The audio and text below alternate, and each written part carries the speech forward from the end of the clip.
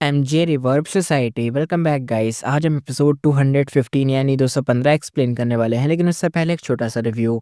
Last episode में जैसा हमने देख लिया था, फेंगयुआन को रिग्रेट को मिल चुका था और साथ में जो रेड लोटस था वो बिल्कुल भी परेशान नहीं था, यानी बिल्कुल भी वरिड नहीं था कि फेंगयुआन फेट गो को डिस्ट्रॉय करेगा कि नहीं। उसे पूरा यकीन था कि भाई फेंगयुआन आ चुका है, यानी फील्डिंग सेट है फेट गो की, और उसको कोई टेंशन नहीं थी। अब स्टार्ट करते हैं अपना new episode. Let's start.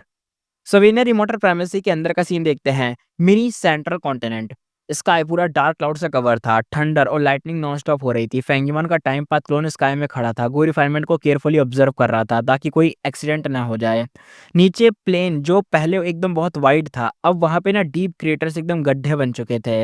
Lightning bolts ground पर गिर रहे थे, अर्थ टूट रही थी और हाफ स्पेयर एक तरीके से क्रेटर्स बन रहे थे, यानी छोटे-छोटे, कुछ बड़े-बड़े, कुछ तो बहुत ज़्यादा डीप-डीप, बहुत ज़्यादा अजीब-अजीब टाइप के गड्ढे बन रहे थे। इन्हीं गड्ढों में के अंदर ना मिट्टी एक तरीके से सेरेमिक जैसी ना रिफाइन हो रही थी। स्मोक ऊपर उठ रहा था, जैसे भट्टी होती है ना, देखा होगा वो जो ज़मीन होती है, ज़मीन के अंदर भट्टी होती है जिसमें वो ईंटें बनती हैं, वैसे टाइप का सीन था। फेंगयुआन पे टाइम पाथ जो क्लोन था वो कहता है, टाइम सही है, मैं बॉडी अब मूव करनी हो, मतलब मेन बॉडी जो है ना उसे मूव करना होगा। टाइम पाथ क्लोन ये कह रहा था, मेन बॉडी अभी बाहर है। इसी थॉट के साथ काउंटलेस लाइटनिंग एक जगह कवरेज हुई और एक मैसिव लाइटनिंग बोल्ट बन गया और बूम आवाज आई। डीप ब्लू लाइटनिंग पिलर जैसी बनी और प्लेन के सेंटर में एक वाइट बोल्डर पे सीधा गिरी। इंस्टेंटली जो बोल्डर था टुकड़ों में टूट गया, फ्रेगमेंट हर तरफ उसके उड़ गए। लाइटनिंग उतनी ही अचानक गायब भी हो गई जितनी अचानक आई थी। हिल साइज व्हाइट बोल्डर एक्सप्लोड हो चुका था, लेकिन हवा में छोटा सा गोबम फ्लोट कर रहा था।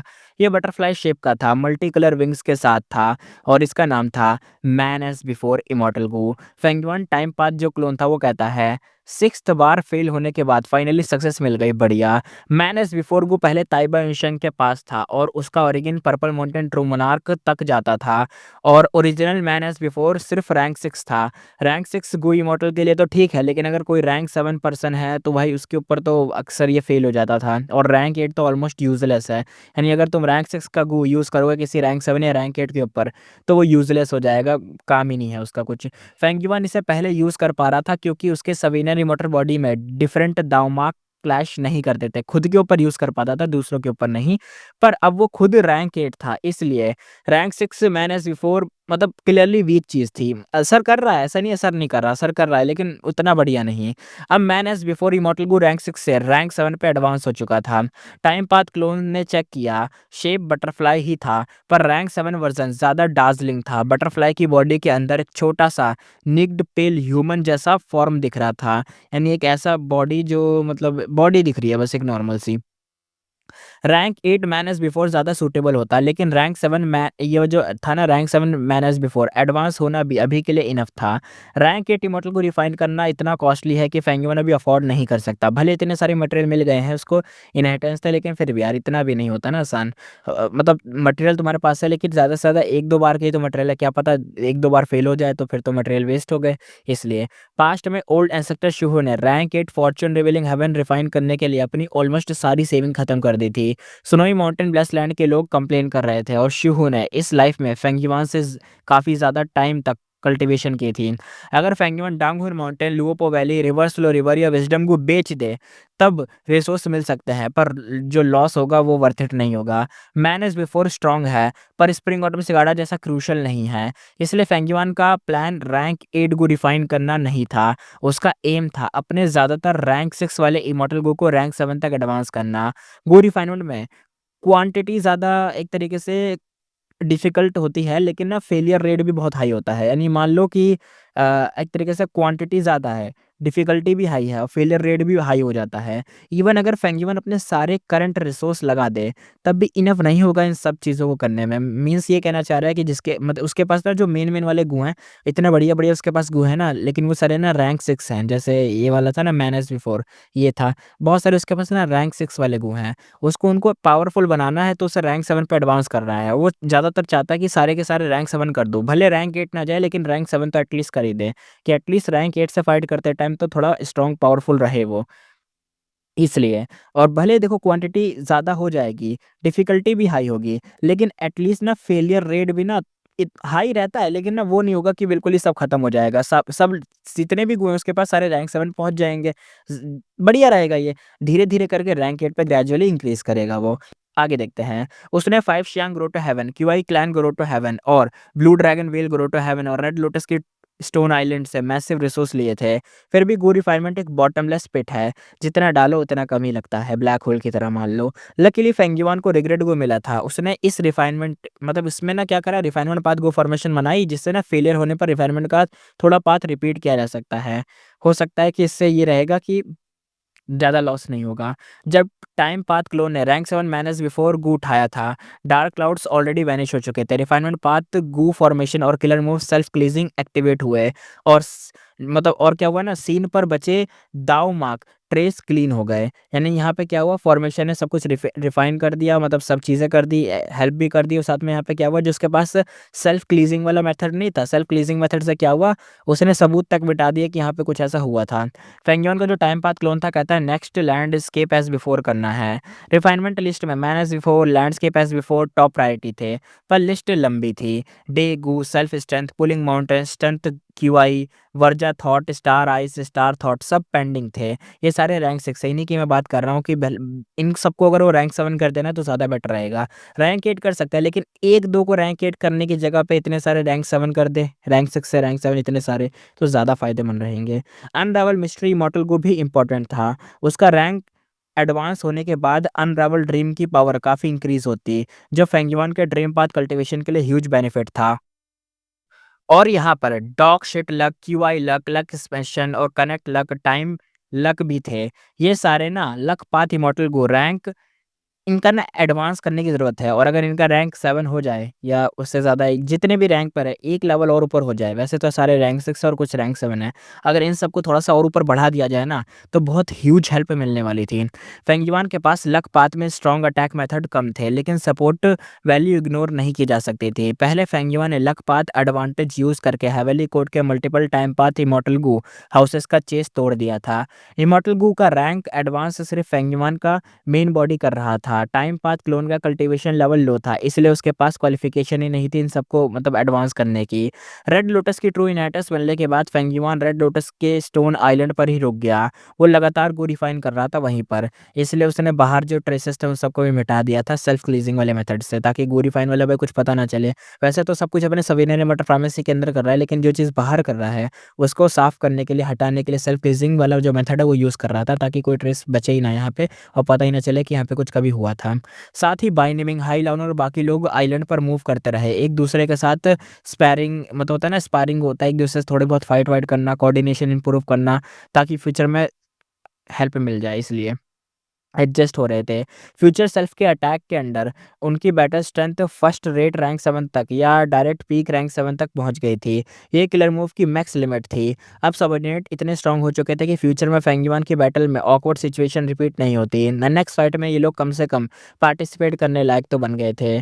और रिग्रेट की बात ये थी कि फेरी मियाओयन, लेडी वाइट रैबिट और सिक्स थेयर मर चुके थे। फेंगयुआन के पास क्यूआई क्लैन के एनस्लेव्ड गो इमॉर्टल जैसे लोग अभी भी थे, पर ये पहले वालों से काफ़ी ना कम रिलायबल थे, यानी मतलब पहले जितने यूज़फुल होते हैं ना, उतने रिलायबल नहीं थे। ये तो मतलब ऐसे टाइप के हैं कि ओके, ओके है, बस इनका कैनन फोडर की तरह यूज़ कर लो, बस ज़्यादा कुछ नहीं, यानी चारा बना के बस। ये होता है ना कि स्लेव एग्रीमेंट फ्यूचर सेल्फ की पावर के नीचे टूट भी सकता था, इसलिए फेंगयुआन ने उन्हें एक तरीके से एविलेट करने का प्लान ड्रॉप कर दिया। चाहे फ्यूचर सेल्फ किलर मूव और लोगों पे यूज़ हो सकता था, लेकिन फिर भी, यानी ये भाई कहना चाहता है कि देखो, फेंगयुआन के पास फ्यूचर सेल्फ वाला एक खतरनाक मूव है। तो जो इस फ्यूचर सेल्फ मूव है ना, फेंगयुआन ना इन लोगों के ऊपर भी यूज़ कर सकता है, जैसे हाइलाउन, बाइनमिंग, ये जितने भी हैं यिंगविशियन, सबके ऊपर बढ़िया रहेगा। लेकिन वो ये कह रहा है कि जो इसके पास ना स्लेव वाले लोग हैं, यानी जो स्लेव टाइप के लोग हैं, जैसे बोला ना इसके पास क्यूआई क्लैन के स्लेव वाले गू मास्टर हैं। मान लो उसके पास फ्यूचर सेल्फ वाला गू है, मतलब किलर मूव है, सॉरी, वो किलर मूव अगर इन लोगों के ऊपर यूज़ करवाता है और इन लोगों की पावर ना इनके फ्यूचर सेल्फ जितनी पहुँच जाती है, तो इनके ऊपर लगा जो स्लेव चीज़ है वो मार्क हट जाए, तो ये लोग कंट्रोल से बाहर चले जाएँ, फेंगयुआन के ऊपर ही अटैक कर दें। भले फेंगयुआन को चलो दिक्कत ना हो, लेकिन क्या पता कोई ज़रूरी काम कर रहा हो उस टाइम पे, कोई अटैक फाइट चल रही हो, कोई बहुत बढ़िया एकदम इंटेंस फाइट चल रही हो, कुछ बहुत बढ़िया चल रहा हो उस टाइम पे और ये लोग हग दे जाके, तो दिक्कत हो सकती थी। इसलिए फ्यूचर सेल्फ ना इन लोगों के ऊपर यूज़ करना रिलायबल नहीं था। फ्यूचर सेल्फ को अगर तुम भूल गए हो तो मैं बता देता हूँ। फ्यूचर सेल्फ क्या है ना, कोई भी तुम्हारा फ्यूचर का जो आने वाला टाइम है, उस टाइम का कोई भी एक पावर को तुम्हें बोरो करवा देगा एक टाइम पे, इस टाइम पर, प्रेज़ेंट टाइम में। फ्यूचर सेल्फ बहुत बढ़िया मूव था इसलिए। इमॉर्टल को एडवांस करना फेंगयुआन का सबसे इम्पोर्टेंट प्रोजेक्ट बन गया था। उसका ऑलमोस्ट सारा टाइम इसी में चला गया था। कभी-कभी वो फिक्स सिमिलर ट्रैवल के किलर मूव से 5 शैंक रोटो हेवन टेलीपोर्ट करता और heaven form killer move refine करता। रेड लोटस की ट्रू इनहेरिटेंस मिल चुकी थी और वो स्टोन आइलैंड का ओनर बन चुका था, इसलिए अब फिक्स सिमिलर ट्रैवल से फ्रीली आना-जाना पॉसिबल था। पहले रेड लोटस डीमन वल्नरेबल की पावर इस आइलैंड को प्रोटेक्ट करते थे, जिस वजह से फिक्स सिमिलर ट्रैवल काम ही नहीं करता था। ये same situation blue dragon well के इमॉर्टल प्राइमेसी के अंदर भी थी। मतलब वही पैराडाइज अर्थ इमॉर्टल वल्नरेबल का जो अरेंजमेंट था ना, blue dragon well immortal primacy जो कि पैराडाइज अर्थ इमॉर्टल वल्नरेबल का था, उसके अंदर भी फेंगयुआन ना फिक्स सिमिलर ट्रैवल यूज़ नहीं कर पाता था। यही कहना चाह रहा है वो। फेंगयुआन ने टेस्ट किया पर वो फिक्स सिमिलर ट्रैवल से ड्रैगन वेल ग्रोटो हेवन में वापस नहीं जा पा रहा था। देखा वहाँ पे नहीं जा पा रहा। स्प्रिंग ऑटम सिगादा शायद रैंक 7 तक पहुँच चुकी थी, जिससे डिटेक्शन रेंज भी बढ़ गई थी। फिर भी फेंगयुआन ने दूसरा रेड लोटस आइलैंड मतलब सर्च नहीं करा, अभी नहीं सर्च करा, बाद में करेंगे ऐसा था। रीज़न ये था कि पहला, उसकी स्ट्रेंथ अभी ज़्यादा बूस्ट नहीं हुई थी, गेम्स प्रोसेस करना भी बाकी था। दूसरा, हेविली कोड भी रिवर ऑफ टाइम में ही सर्च कर रही थी, कहीं उनसे टकराना हो गया तो भाई रिस्क की चीज़ हो जाएगी। तीसरा, रैंक 8 इमॉर्टल एसेंस रिजर्व अभी भी रिकवर हो रहा था, क्योंकि इमॉर्टल को एडवांस करना एसेंस हैवी लगता था उसके अंदर। टाइम फास्ट गया, कुछ महीनों में ही अब सीन बदलता गया। अब देखते हैं साउथर्न बॉर्डर के अंदर बूम आवाज़ आई, ज़मीन काँप उठी, माउंटेन्स हिल गए, रॉक्स हर तरफ से उड़ गए और अर्थ ट्रेंच ओपन हो गया बहुत बड़ा। वाइल्ड इमॉर्टल गू की पावरफुल ऑरा स्प्रेड हो गई। एक गू इमॉर्टल कहता है, वाइल्ड इमॉर्टल गू फाइनली अपीयर हो गया। क्लाउड्स में 3 गू इमॉर्टल ग्राउंड पर स्माइल करते हुए ना नीचे देख रहे थे। तो दूसरा वाला इमॉर्टल बंदा कहता है, ठीक है, पहले जो एग्रीमेंट हुआ था उसके अकॉर्डिंग एक तरीके से कम्पीट करते हैं आपस में, फिर देखेंगे। तीसरा कहता है, हाँ, अर्थ वेव्स ज़्यादा वायलेंटली एकदम हो गई हैं, थोड़ा स्टेबल हो गई हैं, लेकिन वाइल्ड इमॉर्टल गू बार-बार ना आ रहे हैं। फाइट जल्दी से फिनिश करनी होगी, अपने एग्रीमेंट के हिसाब से कंप्लीट करते हैं, फाइट फिनिश करते हैं और जो भी गेम्स मिलेगा वो लेके निकलते हैं। तीनों इमॉर्टल ने फेयर फाइट की। एटमॉस्फेयर सरप्राइजिंगली बहुत शांत था। साउथर्न बॉर्डर के राइटर्स पास सुपर फोर्स अलायंस का इन्फ्लुएंस लगातार ग्रो हो रहा था। पहले वुयोंग साउथर्न अलायंस लीड करता था, पर फेंगयुआन को हैंडल नहीं कर पाया। उल्टा फेंगयुआन ने ट्रबलेशन का बहाना बनाकर 5 रीजनल माउंटेन रेंज में सबके लिए एकदम ट्रैप सेट कर दिया, वहीं फील्डिंग सेट हो गई सबकी। फिर भी साउथर्न अलायंस को गेम्स मिले, जैसे ताओज़ू की ट्रू यूनाइटेड्स उनके हाथ लग गई। लू वाइयिन ने जब फेंगयुआन के हाथ से काफ़ी साउथर्न बॉर्डर रैंक 7 गो इमॉर्टल को रेस्क्यू किया, तब वो पैराडाइज अर्थ के रिप्रेजेंटेटिव के तौर पर ऑफिशियली साउथर्न बॉर्डर अलायंस में जॉइन हो गया। इनडायरेक्टली फेंगयुआन ही रीज़न था कि साउथर्न अलायंस के राइटेस्ट पाथ गो इमॉर्टल ज़्यादा एक तरीके से होता है ना, रेस्ट्रेंड हो गए थे। उनका एक कॉमन एनिमी बन चुका था फेंगयुआन। तो वो होता है ना कि दुश्मन का दुश्मन, अब समझ जाओ, वो दोस्ती होता है तो भले वो आपस में कितनी दुश्मनी रखते हों, लेकिन अब फेंगयुआन को मारने के लिए तो हाथ मिला लिया सबने। उन्हें डर था कि जैसे-जैसे साउथर्न बॉर्डर की अर्थ वेन्स एक तरीके से फ्लक्चुएट कर रही थी और रिसोर्स निकल रहे थे, फेंगयुआन अचानक लूटने आ सकता था, इसलिए उनके बीच की फाइट्स कंट्रोल्ड हो गई थी। डेथ फाइट ऑलमोस्ट बंद हो चुकी थी। इसी के साथ यहाँ पे दोबारा से सीन शिफ्ट होता है हेवनली कोर्ट के अंदर। फ़ेरी ज़ीवी की आईब्रोज़ एक्साइटमेंट में भाई ऊपर उठ गईं। उसे कुछ मिला था, एक रिपोर्ट मिली थी। फ़ेरी ज़ीवी कहती है, ड्रैगन पैलेस मिल गया है। ये ग्रेट न्यूज़ है। लॉर्ड ड्यूक लॉन्ग इसे कब से ढूँढ रहे थे और अब हेवनली कोर्ट ने इमॉर्टल गो हाउस ड्रैगन पैलेस डिस्कवर कर लिया। ड्रैगन पैलेस ना एक एक्सट्रीमली पावरफुल इमॉर्टल गो हाउस था। हेवनली कोर्ट इसे टॉप प्रायोरिटी देता था। फ़ेरी ज़ीवी कहती है, इसका रिलेशन लॉर्ड ड्यूक लॉन्ग से बहुत गहरा है। मुझे पहले उन्हें बताना होगा। जैसे ही ड्यूक लॉन्ग को न्यूज़ मिली, वो इमीडिएटली फेंग जिंगवांग को हेवनली कोर्ट ले आया और उसे फ़ेरी ज़ीवी के अंडर छोड़ दिया। कुछ दिन बाद ड्यूक लॉन्ग खाली हाथ वापस आ गया। फ़ेरी ज़ीवी शॉक्ड थी। ड्यूक लॉन्ग इतना पावरफुल है और कौन-सा मेथड उसे रोक सकता है? मतलब उसे कौन रोक देगा जिसकी वज़ह से वो यहाँ पे खाली हाथ आया? उसे तो ड्रैगन पैलेस लेके आना चाहिए था। ड्यूक लॉन्ग कहता है, ड्रैगन पैलेस के अराउंड एक ड्रीम रेलम लेयर है। मैं उसके अंदर एंटर नहीं कर पाया। फ़ेरी ज़ीवी तुरंत ही समझ गई और बोली, वो कहती है, Duke long, sir Duke long, tension की बात नहीं है, फॉर्मेशन रेडी है, जो हेवनली कोर्ट के पूरे ग्रोटो हेवन की पावर यूज़ करके स्पेक्टर सोल को एक तरीके से सप्रेस करेगी। जल्दी ही हमें और उसके ड्रीम पाथ रिसर्च रिजल्ट मिल जाएँगे। ड्यूक लॉन्ग हँसा और 3 बार कहता है, गुड, गुड, बहुत बढ़िया, गुड। स्पेक्टर सोल के ड्रीम पाथ रिसर्च रिजल्ट का मतलब था pure dream reality seeker physique. इस मेथड से हेवनली को ड्रीम रेलम को डायरेक्टली ड्रीम बॉडी में यानी ड्रीम फिजिक में बदल सकता था और कंडेंस कर सकता था, जिससे ड्रीम रियलम बॉडी में बदल जाएँगे और वो जगह खाली हो जाएगी और फिर तुम आगे बढ़ पाओगे। उसके बाद ड्रैगन पैलेस के अराउंड का जो ड्रीम रियलम था वो ईज़िली रिमूव हो जाता और सारा काम आसान हो जाता। ड्यूक लॉन्ग कहता है, क्या वो डीमन फेंगयुआन रिसेंट टाइम में बिल्कुल मूव नहीं कर रहा है? तो फेरिज़ ने हेड शेक किया और कहा, रिवर ऑफ टाइम से एस्केप के बाद से उसका कोई ट्रेस ही नहीं मिला। अभी 5 रीजन में अर्थ वेन्स बार-बार मूव हो रही हैं और साउथर्न बॉर्डर का सीन सबसे बड़ा है। वहाँ से एंडलेस कल्टीवेशन रिसोर्स निकल रहे हैं। मुझे होप है कि फेंगयुआन लूट करने आएगा, हमें उसे ट्रैक करने का चांस मिलेगा, लेकिन वो बिल्कुल गायब हो गया है। मैंने विज़डम पाथ मेथड से हर इन्फॉर्मेशन एनालाइज़ की, पर उसका कोई क्लू ही नहीं मिला। अब जब तक वो सामने नहीं आता तब तक हम देख नहीं पाएँगे। ड्यूक लॉन्ग ने हाँ में हाँ मिलाया और कहा, उस पर नज़र बनाए रखो। वो अब रैंक 8 है, पर अब उसे और ज़्यादा पावरफुल कैलेमिटीज़ और ट्रिब्यूलेशन फेस करनी पड़ेंगी। ये चीज़ उसे पक्का हेडेक देंगी। चाहे सवेनरी मोटर बॉडी से वो प्राइमेसी एनेक्स कर सकता हो, यानी खा या एब्जॉर्ब कर सकता हो, फिर भी ग्रैंड ट्रिब्यूलेशन स्किप करने के लिए उसे रैंक 8 ग्रो टू हेवेंस चाहिए, और उससे भी ऊपर सबसे टेरिफाइंग मैरिड ट्रिब्यूलेशन तो आनी ही है। तो मैरिड ट्रिब्यूलेशन का नाम सुनते ही फेरी का हार्ट एकदम से टाइट हो गया। फिर वो स्माइल के साथ हेड नोट करती है, यानी हाँ में हाँ मिलाती है और कहती है, लॉर्ड ड्यूक लॉन्ग, सही कह रहे हैं आप। फेंगयुआन रैंक 8 हो चुका है, पर ये जो एनेक्स की एबिलिटी है ना, एनेक्स करने के लिए कितने रैंक 8 ग्रुटो हेवेंस से मिलेंगे उसे। शॉर्ट टाइम में उसकी कल्टीवेशन में कोई मेजर जंप नहीं आएगा। अभी फेंगयुआन रिसोर्स की कमी में है, specially time path resource. River of time में जो अरेंजमेंट्स हमने किए हैं, उसका सामना करना उसके लिए ऑलमोस्ट इम्पॉसिबल होगा। इसका मतलब रेड लोटस की ट्रू इनहेरिटेंस हासिल करने का उसके पास कोई चांस ही नहीं बचा है।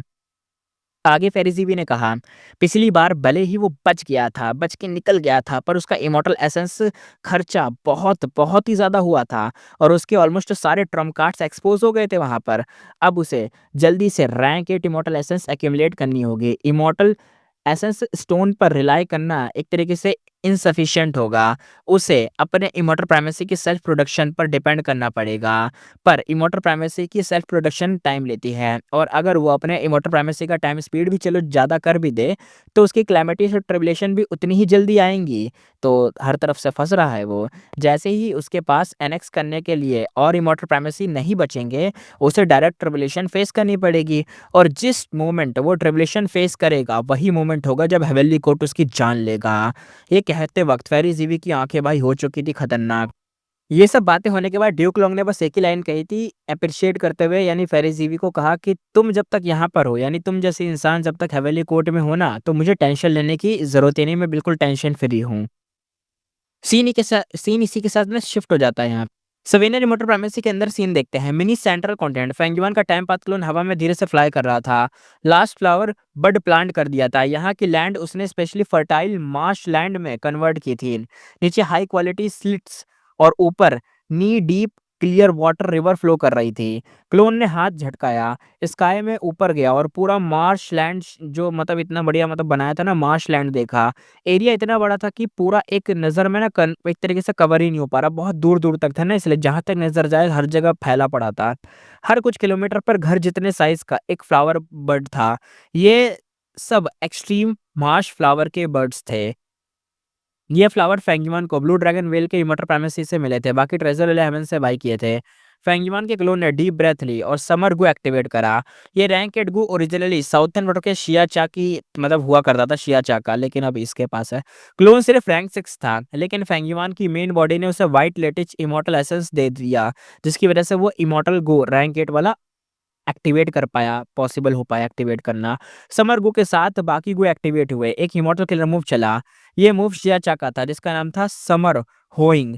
इससे ना मॉडिफाई करके बनाया गया था सिर्फ एक्सट्रीम मार्श फ्लावर ग्रो करने के लिए। यानी ये जो समर होइंग था, इसे मॉडिफाई कर दिया था सिर्फ इसी चीज़ के लिए, कल्टीवेशन के लिए करा होगा ऑफ कोर्स। कल्टीवेशन मीन्स वो वाला कल्टीवेशन, वो जो सिंचाई, उगाई जो भी करते हैं यार, वो खेती वाला है कल्टीवेशन। किलर मूव चलते ही पूरा एरिया पीक समर में आ गया। लाइट तेज, temperature high, air dry, extreme marsh flower में वाटर और सॉइल से नरिश एब्जॉर्ब करना स्टार्ट करा और विजुअली ग्रो होते हुए ब्लूम करने लग गए। फ्लावर ट्रम्पेंट जैसे दिख रहे थे, मोस्टली वाइट, थोड़ा सा पिंक शेड के साथ थे। वाटर धीरे धीरे कम हो गया था, सॉइल ड्राई होने लगी थी। फर्टिलिटी ना फास्ट कंज्यूम हो रही थी, यानी सब कुछ अच्छे से एब्जॉर्ब हो रहा था। फ्लावर अच्छे से सब कुछ खा रहा था और ग्रो हो रहा था। फेंगयुआन का क्लोन बड़ा शांत था, क्योंकि ये सब प्लान था। रेड लोटस और शैडो सेट की इनहेरिटेंस में कल्टीवेशन मेथड ऑलरेडी लिखा गया था। थोड़ी देर बाद फ्लावर के अंदर से व्हाइट मिस्ट निकलना स्टार्ट हुई। मिस्ट पूरे एरिया में फैल गई। क्लोन ने किलर मूव स्टॉप कर दिया और एयर में थोड़ा बहुत मॉइस्ट हो गई। ये जो मिस्ट ने ना सॉइल को नरिश तो कर दिया और मार्शलैंड और ज़्यादा बेटर बनने गया। फेंगयुआन का क्लोन यहाँ पे कहता है इसको देख के, इस जगह का नाम फ्लावर मिस्ट एक्सट्रीम मार्श रखते हैं। फर्स्ट स्टेप कंप्लीट है। इस स्केल पर ये मिस्ट रैंक के ट्रिगर्ड गू को फीड करने के लिए इनफ होगा। तो ऑफ कोर्स अब पता चल चुका था कि ये क्या था। यहाँ पे भाई ने रैंक के ट्रिगर्ड गू को फीड करने के लिए उसका खाने का सिस्टम बना दिया था एक। ट्रिगर्ड गू सिर्फ fresh extreme marsh flower mist खाता था, इसलिए बाहर से लाना प्रैक्टिकल नहीं था। क्लोन ने प्लान बनाया था कि जब मिस्ट ज़्यादा कंडेंस होकर ग्राउंड पर वाटर लेयर बना देगी, तब वाटर प्लांट्स, डक्स और फ्लाइंग फिश इंट्रोड्यूस करेगा। फिर और ज़्यादा एक्सट्रीम मार्श फ्लावर ग्रो करेगा ताकि रिग्रेट को जब भी हंगरी हो स्टॉक रेडी रहे। रैंक के इमोर्टल को फीड करना एक बड़ा प्रोजेक्ट होता है। इस मार्श लैंड के साथ सवीनर इमोर्टल प्राइमेसी का डेवलपमेंट 18% तक पहुंच गया था। टाइम फ्लो स्लो किया गया था, इसलिए और रिसोर्स वाइलेटिज इमोर्टल एसेंस का प्रोडक्शन भी कम हो गया था। फेंगयुआन अंदर ही अंदर कैलकुलेशन कर रहा था कि अब आगे क्या करना है। और इस बार ना फेंगयुआन ने एक चीज़ और कि ना इस बार उसने टाइम पाथ मूव ना यूज़ नहीं करे थे। मीन्स ये है कि क्या होता था ना, जब भी वो कोई ऐसा प्रोडक्शन वाली मशीन टाइप का बनाता था या कोई रिसोर्स बनाता था, जैसे इसने अभी बनाया है रिग्रेट को फीड करने के लिए मार्श फ्लावर जो भी नाम की चीज़ है, इसको जो बनाया है ना, चाहता तो ये क्या कर सकता है ना, टाइम फ्लो को फास्ट कर देगा, बहुत ज़्यादा स्पीड में प्रोड्यूस होना स्टार्ट हो जाएगा, सब कुछ हो जाएगा। लेकिन हम एक चीज़ सुन ही चुके हैं, फेरिज़ी ने भी ने इस चीज़ को एक्सप्लेन करा था कि फेंगयुआन अगर टाइम फ्लो को फास्ट करेगा तो उसे ज़्यादा प्राइमेसी प्राइमेसी कह रहा हूँ सॉरी इमॉर्टल प्राइमेसी खाने की ज़रूरत पड़ेगी, एनेक्स करने की ज़रूरत पड़ेगी, वो भी रैंकेड ग्रुप हेवेंस को। तब जाके वो ट्रिब्यूलेशन को स्किप कर पाएगा, और अदरवाइज़ वो ऐसा नहीं करता है तो भाई उसको ट्रिब्यूलेशन फेस करनी पड़ेगी। तो दिक्कत है, टाइम फ्लो वो फास्ट कर नहीं सकता, तो ये दिक्कत चल रही थी, ये बात भी थी। इस बार फेंगयुआन ने time path immortal colour move use नहीं किए थे, उसने directly year essence pool manipulate किया, ज़्यादा कन्वीनिएंट और इमॉर्टल एसेंस भी वेस्ट नहीं होती थी, और जब चाहे तब टाइम रेट एडजस्ट कर सकता था। फेंगयुआन आगे सोचता हुआ कहता है, इमॉर्टल एसेंस जमा करना है पर ब्लाइंडली टाइम फास्ट नहीं कर सकता, नहीं तो ट्रिब्यूलेशन जल्दी आ जाएगी। अभी फेंगयुआन रैंक 8 था लेकिन बैटल स्ट्रेंथ ज़्यादा नहीं बढ़ी थी। रिवर ऑफ टाइम में हेवली कोर्ट के एम्बुश के टाइम उसके ऑलमोस्ट सारे ट्रम्प कार्ड एक्सपोज हो चुके थे, इसलिए अभी ट्रिब्यूलेशन लेना रिस्की था। अगर ट्रिब्यूलेशन स्टार्ट करता तो इमॉर्टल प्राइमेसी ओपन करना पड़ता, हेवेंस विल सेंस कर लेती उसको, और हेवली कोर्ट प्लस बाकी फोर्सेस इजीली उसे ट्रैक कर लेती, लोकेशन ट्रैक हो जाती, और सारे के सारे भाई लपेट देते, फेंगयुआन की बिल्डिंग सेट कर देते। इसलिए उसने टाइम फ्लो को ना स्लो रखा था। फिर भी इमॉर्टल प्राइमेसी का मैनेजमेंट चालू रखा, फाउंडेशन स्ट्रांग थी, ओरिजिन कोर एक्सपेंड की ताकि वाइट लेटिच इमॉर्टल एसेंस से ना ज़्यादा बने। इमॉर्टल प्राइमेसी जितना बेटर मैनेज होगा उतना इमॉर्टल एसेंस ज़्यादा निकलेगा। पहले फेंगयुआन सिर्फ इमॉर्टल को फीड करने के लिए मैनेज करता था, फिर रिसोर्स और एसेंस स्टोन कमाने के लिए। अब उसका जो मेन टारगेट सिर्फ वाइट लेटिच इमॉर्टल एसेंस एक्यूमुलेट करना था, क्योंकि बाकी सब चीज़ें तो कर ही चुका है। पहले सबसे शुरू-शुरू में हमने देखा है ना, इमॉर्टल को फीड करने के चक्कर में भाई रोता रहता था पूरा टाइम। फिर जब इमॉर्टल को फीड हो गया तो रिसोर्स की कमी पड़ गई। जब रिसोर्स की कमी भी पूरी हो गई तो एसेंस स्टोन कम पड़ गए। फिर एसेंस स्टोन बिज़नेस बनाया, ड्रैगन फिश वाला जो सीन चल रहा था वहाँ से बनाया, सब कुछ बेचा-वेचा सब कुछ करा। वहाँ से सब हो गया, तो अब भाई जब रैंक 8 पहुँच चुका है तो व्हाइट लेटिच इमॉर्टल एसेंस एक्यूमुलेट करना है, उसके ऊपर दिक्कत चल रही है। आगे देखते हैं। एसेंस स्टोन रिफाइन करना इनसफिशिएंट था, क्योंकि 10,000 एसेंस स्टोन यानी इमॉर्टल एसेंस स्टोन 10,000 जब तुम्हारे पास होंगे ना, तब जाके तुम एक व्हाइट लेटिच एसेंस बना पाओगे। उसका इमॉर्टल प्राइमेसी हर साल करीबन 100 व्हाइट लेटिच इमॉर्टल एसेंस बनाता था, जो आउटसाइड वर्ल्ड के हिसाब से सिर्फ आधा महीना था। टाइम पास हुआ, फेंगयुआन क्लोज कल्टीवेशन में रहा। बाहरी दुनिया में 5 रीजन में समर आ चुका था। फेंगयुआन गायब था, लेकिन पूरी गुई वर्ल्ड में एक तरीके से बहुत ज़्यादा हाइपर एक्टिवेट थी। क्यों? क्योंकि राइटियस, डेमोनिक क्लोन सब बिज़ी थे। यहाँ पे इतना खतरनाक चल रहा है ना, रीज़न क्या है? अर्थ वेव्स का वो जो भूकंप, वो जो ट्रिमर्स आ रहे हैं इतने खतरनाक-खतरनाक, वो कभी रिफ्ट ओपन हो जा रही है, कभी कुछ ओपन हो जा रहा है, ज़मीन फटे जा रही है। मतलब हर जगह ना कहीं न कहीं सब रिसोर्स निकल रहे थे। हम जानते हैं ना, ग्रेट एरा आ रहा है, इसकी वजह से। हर जगह नए-नए ट्रेंचेस बन रहे थे। अर्थ के ना ट्रेंचेस यानी बहुत बड़ी-बड़ी रिफ्ट, एकदम अंदर जाने वाली गुफाएँ, बहुत अंदर-अंदर जाने वाली चीज़ें बन रही थी। ये ट्रेंचेस इन्हें कहा जाता है। ट्रेंचेस बन रहे थे। साउथर्न वाटर से स्टार्ट हुआ, पर अब बाकी रीजन्स में भी धीरे-धीरे फैल चुका था। अभी देखते हैं, यहाँ पे रंबल आवाज़ आई, ज़मीन फटी, डस्ट उड़ गई। यहाँ पे होंग ही थक कर गिर पड़ा था। सामने एक मैसिव एक रिवाइन थी। अर्थ वेन शेक होते ही वो और बाकी गू मास्टर भागने लगे। फुल लाइफ और डेथ एस्केप चल रहा था। कई बार होंगी सिर्फ लक से बचा। एक बार ऑलमोस्ट गिर ही गया था, पर लास्ट मोमेंट पे एक्स्ट्रा स्टन निकाल कर जंप मार के बच गया। होंगी कहता है, यहाँ अर्थक्वेक कब से होने लग गए भाई, थोड़ा सा और मतलब रुक जाता ना तो पक्का ये ज़मीन मुझे दबा डालती। उसने देखा कि रिवाइन के अंदर अंधेरा ही अंधेरा था, तेज़ हवा चल रही थी, डस्ट अभी सेटल भी नहीं हुई थी। हॉगी सोचता हुआ कहता है, लगता है सेंट्रल कॉन्टिनेंट के हर एरिया में अब अर्थक्वेक्स आ रहे हैं। तब अचानक डस्ट के बीच एक वाइल्ड इमोर्टल को बाहर आई। वो इंजर्ड थी, हिलते-डुलते उड़ रहा था। फाइनली होंगी के पैर के पास आ गिर पड़ा। होंगी शॉक में रह गया, है ये क्या? मतलब खाना खुद मेरे मुँह तक चल के आ गया, बहुत बढ़िया। अब सीन देखते हैं हेवेली कोर्ट का। फेरी ज़ीवी यहाँ पे चिल्लाई, उसका पूरा बॉडी भाई पर्पल लाइट से ग्लो करने लग गया। हेवेली कोर्ट थोड़ा-सा काँप उठा और एक massive invisible force immortal formation में घुस गई। फॉर्मेशन ज़ोर से घूमने लगी और बीच में बंधे स्पेक्टर सोल को क्रश करना स्टार्ट कर दिया। स्पेक्टर सोल ने फुल भाई रेजिस्टेंस दिखाया पर फेल हो गया। उसका डीपेस्ट मेमोरी एक्सट्रैक्ट होने लगा, यानी कुछ खतरनाक निकल के आएगा उसकी मेमोरी में से। फेरी ज़ीवी एक्साइटेड हो गई, वो कहती है finally pure dream reality Sikar physique की सीक्रेट्स मिल गए हैं। वो थकी हुई थी पर फेस पर एक्साइटमेंट थी। पिछले दिनों से वो एक साइड अर्थवेन्स क्योस संभाल रही थी और दूसरी साइड स्पेक्टर सोल को टॉर्चर करके इन्फॉर्मेशन निकलवा रही थी। हेवेली कोड की फुल पावर यूज़ करके उसने शैडो सेट के ड्रीम पाथ रिसर्च से रिजल्ट ले लिए। हार्ड वर्क सक्सेसफुल रहा था उसका। एक पल में अब यहाँ पे सीन शिफ्ट हो गया। एक पल में पीक समर आ चुका था। सन तेज चल रहा था पर गू इमॉर्टल के दिलों की जो आग थी और ज़्यादा बढ़ चुकी थी, क्योंकि भाई ग्रेट आ रहा है ना, तो हर जगह पे भाई रिसोर्स ही रिसोर्स मिल रहे हैं। एक ऐसी-ऐसी जगह है यहाँ पे, जैसे ना सबसे सबसे बढ़िया किसको माना जाता है? ईस्टर्न सी को माना जाता है, क्योंकि वो कहते हैं कि वहाँ पे ना रिच रिसोर्स है, एकदम भरा पड़ा है रिसोर्स से।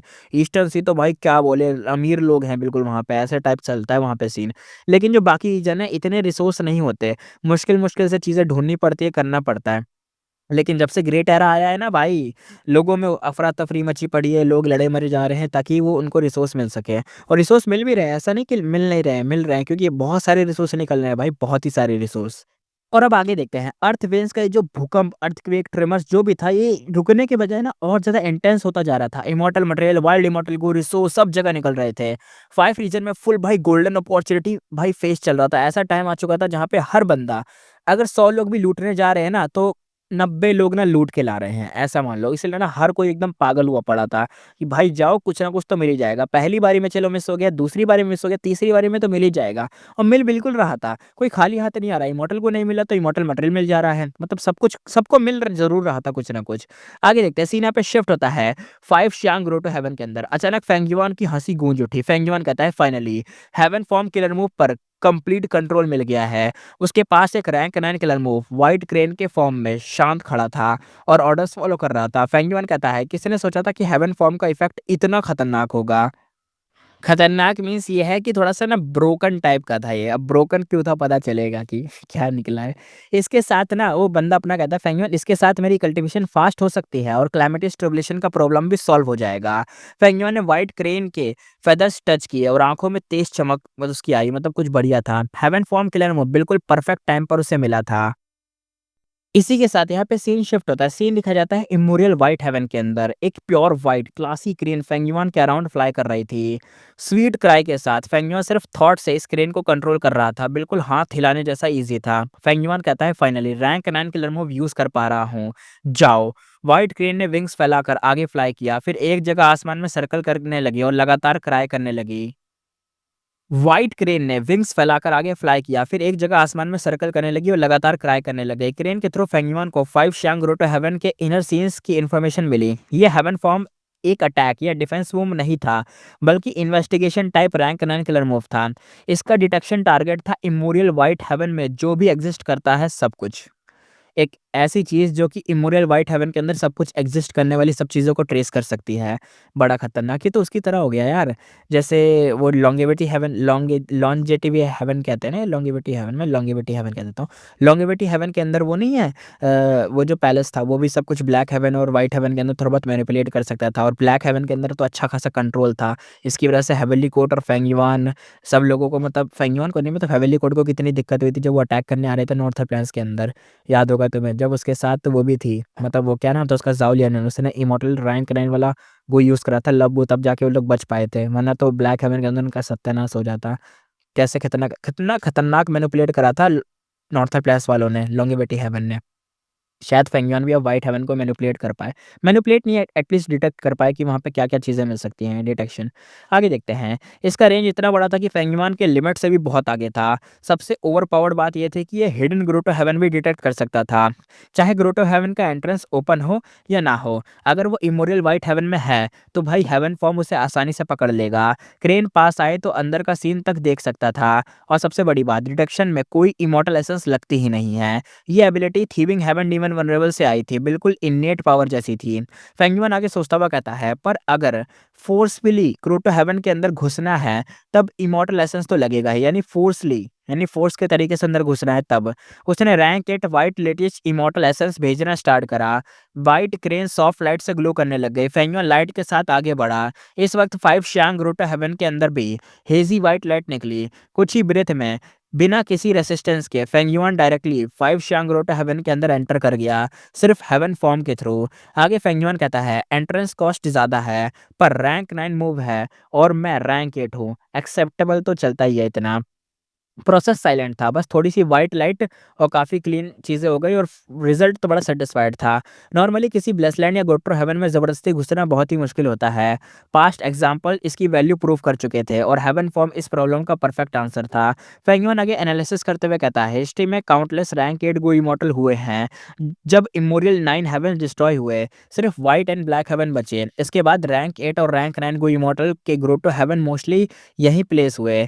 जब रैंक 8 मर जाते हैं, उनके ग्रोटो हेवंस यहीं छूट जाते हैं। कुछ कैलेमिटी से डिस्ट्रॉय हुए, पर नए-नए रैंक 8 भी आते रहे। इसका मतलब अभी भी काफ़ी ग्रोटो हेवंस इमोरियल व्हाइट एंड ब्लैक हेवन में एग्जिस्ट करते हैं। ये सब फेंगयुआन के सवीनियर इमॉर्टल प्राइमेसी के लिए परफेक्ट सप्लीमेंट्स थे। अगर वो एक भी एनेक्स कर लेता, तो कैलेमिटीज और ट्रिब्यूलेशन स्किप हो जाती। सबसे बड़ा हिडन डेंजर सॉल्व था। बस एक ही कंडीशन थी, ग्रोटो हेवन मिलना चाहिए, एनेक्स करने की पावर होनी चाहिए और उस ग्रोटो हेवन में इमोरियल 9 हेवन का कोई फ्रेगमेंट डिवॉवर ना किया हो। बस इतना, ये यही 3 कंडीशन है। पहली कंडीशन तो तुम सब जानते हो कि क्यों है, एनेक्स करने की पावर होनी चाहिए, मीन्स अबे रैंक 8 तो फेंगयुआन है, तो वो आराम से एनेक्स कर लेगा रैंक 8 वाली चीज़ को। दूसरा, अटेनमेंट लेवल चाहिए होता है ना, उसके पास सेम अटेनमेंट लेवल होना चाहिए। अगर ग्रोटो हेवन टाइम पाथ का है, अगर फेंगयुआन के पास टाइम पाथ का कोई चीज़ है, जैसे उस टाइम पाथ का भी अटेनमेंट लेवल फेंगयुआन का क्या है, क्वासी सुप्रीम ग्रैंड मास्टर है। तो टाइम पाथ वाली कोई भी चीज़ को वो आराम से भाई खा जाएगा, एनेक्स कर लेगा। दिक्कत नहीं आएगी। लेकिन अगर मान लो जो भी ग्रोटो हेवन है या कोई भी ब्लेस लैंड भी चलो है, अगर उसने भाई 9 हेवन फ्रेगमेंट डिवोर कर रखा है, तो भाई वो ब्लेस लैंड कुछ भी मान लो, वो चीज़ ना फिर बेकार हो जाएगी, क्योंकि फिर वो तो हेवेंस पे या पता नहीं किन-किन चीज़ों से जुड़ गया। ऊपर से उसके अंदर कैलेमिटीज़ या ट्रिब्यूलेशन भी नहीं आते, अगर फ्रेगमेंट को एब्ज़ॉर्ब कर लिया जाए तो। ये सब चीज़ें होती हैं, तो मुझे नहीं लगता कि वो चीज़ें हो पाएँगी। तो जो इसने जैसा बताया है कि 9 हेवेंस का कोई फ्रेगमेंट डिवोर नहीं किया होना चाहिए, तो नहीं होगा तो आराम से सारी चीज़ें हो जाएँगी। अब समझ आ गया होगा तुम्हें। और आगे ये बताता भी है कि ऐसा कोई भी इमॉर्टल प्राइमेसी या ग्रोटो हेवन जिसने 9 हेवंस का कोई फ्रेगमेंट को खा लिया हो, डिवोर कर लिया हो, उसमें कैलेमिटीज़ और ट्रिब्यूलेशन खत्म हो जाती हैं। पर उसके बदले पूरा ग्रोटो हेवंस हेवंसविल से भर जाता है, जो कि क्लीन नहीं हो सकती। इसी वजह से फेंगयुआन ऐसे ग्रोटो हेवन एनेक्स नहीं कर सकता। इसलिए 5 शियांग और हाई फैन ग्रोटो हेवन उसकी लिस्ट में नहीं थे। क्यूआई क्लैन का क्यूआईसी ग्रोटो हेवन ने 9 हेवंस फ्रेगमेंट एनेक्स नहीं किया था। वो अनलिमिटेड क्यूआईसी किलर मूव से ट्रिब्यूलेशन रेसिस्ट करता था। पर फेंगयुआन का क्यूआई पाथ अटेनमेंट कम होने की वजह से वो एनेक्स करना पॉसिबल ही नहीं था, है ना? ये लिमिट आ गई इसकी।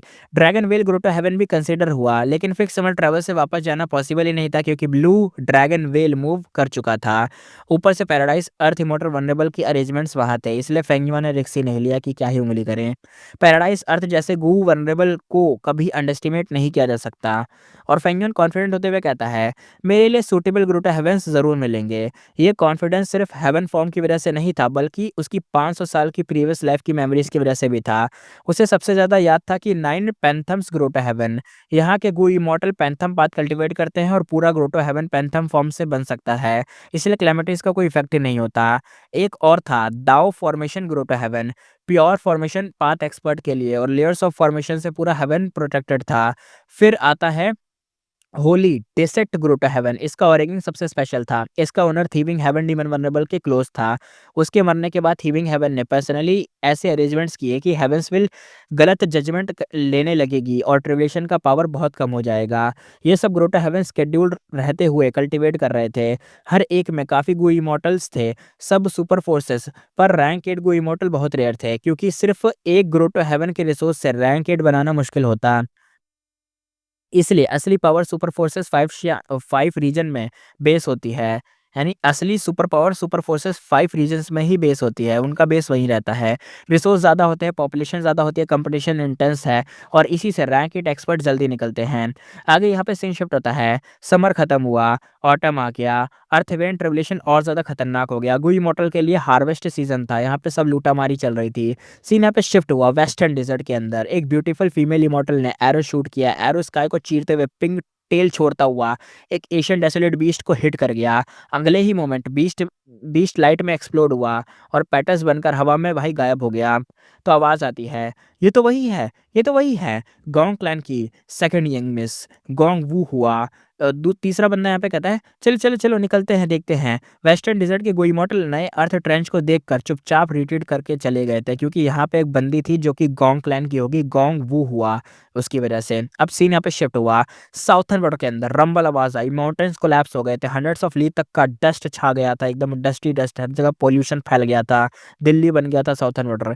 एक मैसिव अर्थ ट्रेंच ने पूरी माउंटेन रेंज निगल ली। बाक लैंड के दो गोइमोटर शॉक्ड हो गए। एक बंदा कहता है, ये सन्नी माउंटेन था। अरे भाई ये तो पता भी नहीं चल रहा, पूरा माउंटेन ही डिस्ट्रॉय हो गया। बार्ड कोल्ड स्मेल के साथ कहता है, पिटी किस बात का यार, पुराना गया नया आ गया, रास्ते में नए स्पिरिट स्प्रिंग भी तो मिलेंगे, वहां देखते हैं। सिर्फ इतना ही नहीं, बार्डे ने थोड़ा सा एक्सपेंड टोन में भी कहा कि एक्सपर्ट एक के बाद एक निकल रहे हैं। वेस्टर्न डेजर्ट में गोंग हुआ नाम की जो लौंडिया है, उसका राइस देखा वेस्टर्न डेजर्ट में कितनी खतरनाक हो गई। और तभी आवाज आती है, लॉर्ड बादे वो आपके बराबर कैसे हो सकती है? तो बाडे कहता है, हीरोज को अंडरस्टिमेट मत करो यार, पर जब रैंक 8 बन जाऊंगा ना, तब वो कोई थ्रेट नहीं बनेगी। अभी तो चलो लूटा मारी करते हैं। तभी दूसरी आवाज आती है, लॉर्ड आप रैंक 8 एडवांस करने वाले हो, कब करने वाले हो? बाडे कहता है, पहले इन्फ्लुएंस का डर है ना, पहले इन्फ्लुएंस का डर है। अब आगे देखते हैं। साउथर्न बॉर्डर बन मतलब साइड साउथर्न बॉर्डर की जो अलायंस है ना, वो बन चुकी है। लीडर सीट खाली है और रिसोर्स एंडलेस निकल रहे हैं, रैंक 8 के लिए परफेक्ट है। अब आगे देखना पड़ेगा। और फिर वो थोड़ा-सा सीरियस होते हुए कहता है, अपना बार्डे कहता है, और एक और रीज़न है, एक ना ग्रेट एरा आ रही है, जो कि अनप्रेडिक्टेबल होने वाली है। कुछ नहीं पता उसके अंदर क्या होगा, कैसे रहने वाला है, बस ग्रेट एरा आ रही है और मैं इसकी टाइड में डूबना नहीं चाहता, मैं ऊपर रहना चाहता हूँ। ना मतलब होता है ना कि देखो ग्रेट एरा आएगी तो 2 रास्ते बन जाएँगे, एक वो जो सीधा ज़मीन में घुसते हुए एकदम निकलते हुए चले जाएँगे, लोग मर रहेंगे, ये सब होगा, कुछ नहीं होगा, वो सब बर्बाद हो जाएँगे। दूसरा ये रास्ता जाएगा जो आसमान की तरफ, आसमान को छूने वाला रास्ता होगा। इसमें नए-नए जीनियसेस सामने आएँगे, लोगों की बातें चलेंगी कि यार उस क्लैन का वो जीनियस, उस रीजन का वो जीनियस, इस रीजन का वो जीनियस, ऐसे-ऐसे बातें चल रही होंगी। तो बार्डे कहना चाहता है कि मैं भी उन्हीं में से बनना चाहता हूँ जो आसमान छू रहे हों। तभी यहाँ पे देखते हैं, सीन यहाँ पे शिफ्ट होता है, चिर्प-चिर्प आवाज़ आती है। ब्लिंकिंग बर्ड्स का एक बड़ा ग्रुप 7 कलर्ड क्लाउड के अंदर घूम रहा था। उसके अराउंड घूमे जा रहा था, वार्निंग दे रहा था इन्वेडर्स को। फेंगन बिल्कुल शांत था, हल्की सी स्माइल के साथ। ब्लिंकिंग बर्ड्स की वार्निंग उसके लिए कुछ भी नहीं थी, यानी वो उस वार्निंग को हल्के में ले रहा था। अब इन्फॉर्मेशन पता चलती है कि क्या था। ये जो ब्लिंकिंग बर्ड्स थी असल में डेसोलेट बीस्ट थी। फाइट पावर लो थी। रियल पावर क्या है? इनकी सुपर स्पीड। इनके अंदर भाई स्पीड बड़ी खतरनाक लेवल की होती है, इतनी फास्ट कि गू इमॉर्टल की आंखों से भी ब्लिंक में ही गायब हो जाते हैं, तभी इनको ब्लिंकिंग बर्ड्स कहा जाता है। फेंगमा ने अपना ऑरा छुपा रखा था, बिल्कुल मॉर्टल जैसा लग रहा था। फिर भी ब्लिंकिंग बर्ड्स ने अटैक नहीं किया। उन्हें इंस्टेंट से प्रेशर फील हो रहा था कि भाई अगर हम नीचे कूदे तो हम भाई कूदेंगे नीचे और फिर ज़मीन में ही धँस के मर जाएँगे, वहीं कब्र बन जाएगी हमारी। जैसे ही फेंगीमा ने थोड़ा-सा ऑरा लीक किया, वूश आवाज़ आई, सारे ब्लिंकिंग बर्ड्स एक ही सेकंड में गायब हो गए, क्योंकि पता चल गया ना औकात से बाहर चीज़ है नीचे। 7 कलर्ड क्लाउड अकेला फ्लोट कर रहा था। फेंगीमान ने देखा, वो बर्ड्स पकड़ना चाहता था, पर उसकी रिएक्शन स्पीड क्या बोले। मतलब जब तक फेंगीमा ने देखा कि अरे बर्ड्स, तब तक वो भाई ब्लिंकिंग बर्ड्स तो हैं ही, ब्लिंक करते ही गायब हो गई, ठस्सा खा गई भाई वो तो। आगे देखते हैं। आगे देखते हैं, ब्लिंकिंग बर्ड्स को रेस करना ना थोड़ा हेडेक वाली चीज़ भी होती है। White heaven floating dust immortal primacy में प्रोड्यूस ही नहीं होता है, इसलिए वर्थ इट ही नहीं, इनको पालने के लिए खाना कहाँ से लाएँगे ना इसलिए। फेंगुइन 7 कलर्ड क्लाउड के पास गया। फेंगुइन कहता है अनएक्सपेक्टेड 7 कलर्ड क्लाउड सॉइल है यहाँ पे तो। अब पता चलता है जो 7 कलर्ड क्लाउड सॉइल था ना, ये क्लाउड जैसा दिखता है पर असल में ना सॉइल होता है। 7 कलर्ड क्लाउड सॉइल कहते हैं, जो कि रैंक 7 का इमोर्टल मटेरियल होता है। वैल्यू इसकी क्या होती है? सुपर हाई वैल्यू होती है। चेक करने पर उस सॉइल में काफ़ी बर्ड नेस्ट भी मिले थे जिनके अंदर एग्स भी थे। अब ये ब्लिंकिंग बर्ड्स के एग्स ही होंगे ऑफ कोर्स। फेंगुइन सरप्राइज नहीं था। ब्लिंकिंग बर्ड्स नॉर्मली कावर्ड होते हैं, यानी भाई एकदम भागने वाले भागड़ू या रोतड़ू टाइप के होते हैं, भाग जाते हैं तुरंत ही। पर यहाँ पे जो थे ना, कुछ प्रोटेक्ट भी कर रहे थे अपने अंडों को। वो चाहे तो एक्स से ब्लिंकिंग बर्ड्स हैच कर सकता था, पर उसने डिसाइड किया कि एक्स गू रिफाइनमेंट के इमॉर्टल मटेरियल हैं, बाद में काम आएँगे। ब्लिंकिंग बर्ड्स का डाइट स्ट्रिक्ट होता है, बार-बार इमोरियल व्हाइट हेवन भेजना पड़ता है, तो ट्रू ट्रबलसम होता है, यानी कौन इन्हें पाले-पोसेगा, इससे अच्छा इनके अंडों को बाद में यूज़ कर लेंगे। काम आ जाएगा ना रिफाइनमेंट के अंदर। फेंगयोन तो रिच था, छोटे प्रॉफिट्स में इंटरेस्ट नहीं था उसका ज़्यादा। अब देखते हैं, 1 मंथ पहले फेंगयोन ने ना killer move heaven form refine कर लिया था, मिल चुका था उसको। तब से इमोरियल व्हाइट हेवन में घूम ही रहा था वो बंदा। बाहर का 1 मंथ प्राइमल सी के अंदर बहुत लंबा टाइम था। और बिग अचीवमेंट पता है क्या थी? गू रिफाइनमेंट में मैसिव सक्सेस मिली थी। रैंक 7 गू इ इ रैंक 7 ना इमॉर्टल गो मिले थे। जैसे रैंक 7 के इमॉर्टल गो मिले नहीं, मीन्स अपडेट कर लिया, मिक वो हो गए, क्या कहते हैं उसे? अपग्रेड कहते हैं, अपडेट कहते हैं, जो भी है वो अपग्रेड हो गए थे। जैसे हमने शुरू-शुरू में देखा था मैनस बिफोर रैंक 6 से रैंक 7 उसने पहुँचा दिया था। उसने और कौन-कौन से अपडेट कर दिए? लैंड्सकेप एज़ बिफोर अपडेट कर दिया, सेल्फ स्ट्रेंथ को भी अपडेट कर दिया, pulling mountain, pulling water, dog shit luck और टाइम लक, ये सारे के सारे अब रैंक 7 इमॉर्टल गो बन चुके थे। स्ट्रैटेजी ये थी कि लक पाथ इमॉर्टल गू को पहले रैंक अप किया, इस वजह से इमोरियल व्हाइट हेवन में रिसोर्स भी ज़्यादा मिले, क्योंकि लक पाथ ज़्यादा हुआ ना इसलिए। इसमें देखा नहीं, डॉग शिट लक और टाइम लक, इन दोनों की वजह से चीज़ें आसान हो गई थी। और यहाँ पे जो पुलिंग माउंटेन और पुलिंग वाटर है ना, इससे रिसोर्स को आराम से लूटा जा सकता है। सेल्फ स्ट्रेंथ का यूज़ करके वो मैरिड सेल्फ और खतरनाक-खतरनाक अटैक का यूज़ कर सकता है। लैंडस्केप एब्स बिफोर से वो किसी भी टूटी-फूटी जगह या रिसोर्स को वापस से सही करके अपने पास रख सकता है। और मैन एज़ बिफोर तो हमेशा से यूज़ करते हुए आया है, टॉप टॉप आइटम है भाई हीलिंग के लिए। फेंगयुआन सिर्फ गू रिफाइन नहीं कर रहा था, वो अपनी गू रिफाइनमेंट टेक्निक्स भी नेक्स्ट लेवल पे एकदम ले जा रहा था। फेंगयुआन को गू रेसिपीज और गू रिफाइनमेंट टेक्निक्स का ह्यूज नॉलेज तो था ही। रिफाइनमेंट पाथ में उसका level quasi supreme grand master था, बस इमॉर्टल गू रिफाइन करने का रियल एक्सपीरियंस कम था। प्रैक्टिस के थ्रू उसने इमॉर्टल गू के रैंक्स रिपीटेडली एडवांस किए, अपनी जितने भी मिस्टेक्स थे उनको पकड़ा, फिक्स करा और अपने स्टाइल की नई रिफाइनमेंट टेक्निक डिस्कवर की। इससे उसका सक्सेस रेट काफ़ी हाई हो गया। 5 रीजन्स में अर्थवेंस टर्बुलेंस चल रहा था, गो इमॉर्टल को मटेरियल मिल रहे थे, पर फेंगयुआन ने उनसे रिसोर्स लूट करने के बजाय इमॉर्टल व्हाइट हेवन में एक्सप्लोर करना चूज़ किया। क्योंकि 5 रीजन में जाने का मतलब खुद को एक्सपोज़ करना और फाइट में फँसना था। रिवर ऑफ टाइम में अपने ट्रम्प कार्ड ऑलरेडी दिखा चुका था फेंगयुआन, इसलिए फेंगयुआन को क्वाइटली टाइम चाहिए था, जहाँ पे आराम से अपनी चीज़ों को अपडेट कर सके, अपग्रेड कर सके, कलेक्ट कर सके, रिसोर्स ले सके, जो कि व्हाइट हेवन के अंदर मिलेगा ऑफ कोर्स, जेम्स को एब्ज़ॉर्ब करने के लिए। हैवी फाइट हुई तो उसकी rank 8 white lattice immortal essence ना फास्ट कम हो जाती और इमोरियल